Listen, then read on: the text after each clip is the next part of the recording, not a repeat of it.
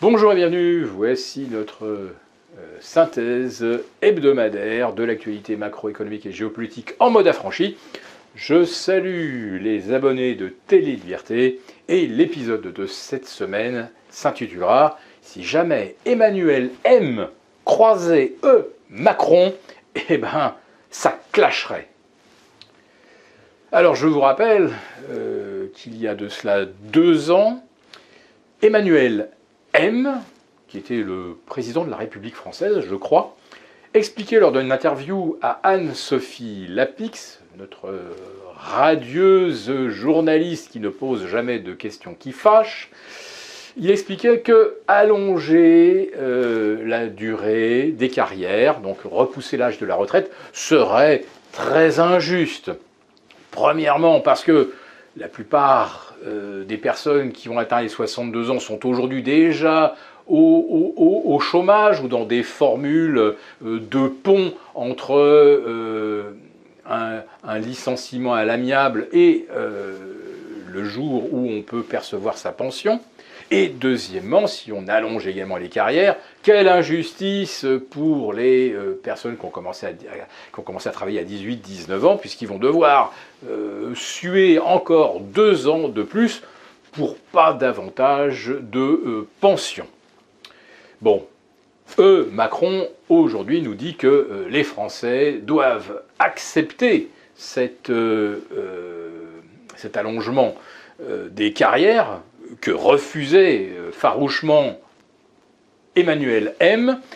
Et les Français ont compris que puisqu'on vit plus vieux, eh bien, il faut travailler plus longtemps.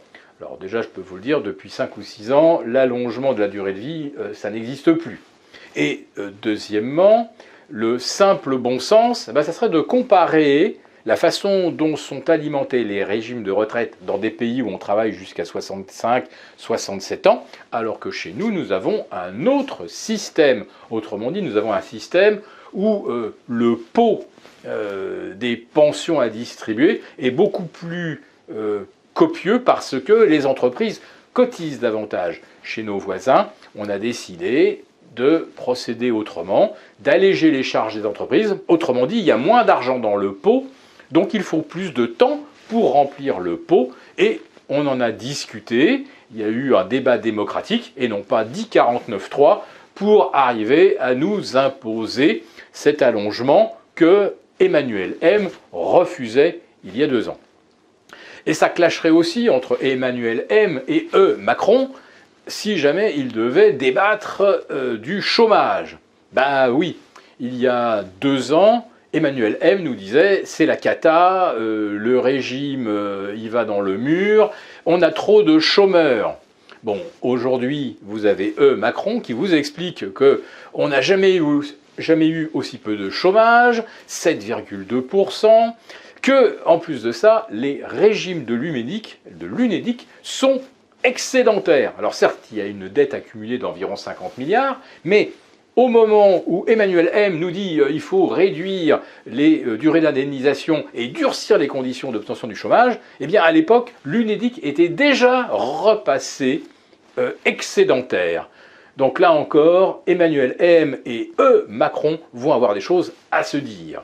Et puis, troisième sujet, où ça devrait clasher entre les deux, Emmanuel M nous expliquait qu'on peut faire du quoi qu'il en coûte, mettre 120 milliards, 250 milliards, 300 milliards sur la table de quoi qu'il en coûte. Pour l'instant, nos créanciers nous font confiance et la France est un pays d'avenir. Et aujourd'hui, Macron nous explique que si on ne réforme pas les retraites pour économiser 12 milliards, les marchés vont nous tomber dessus et nous faire la misère. Donc pour 300 milliards, ça allait tout seul, de l'argent magique, en veux-tu, en voilà, et les marchés nous suivent. Et pour ne pas avoir économisé d'hypothétiques 12 milliards en fonction des diverses projections, là les marchés nous tomberaient dessus.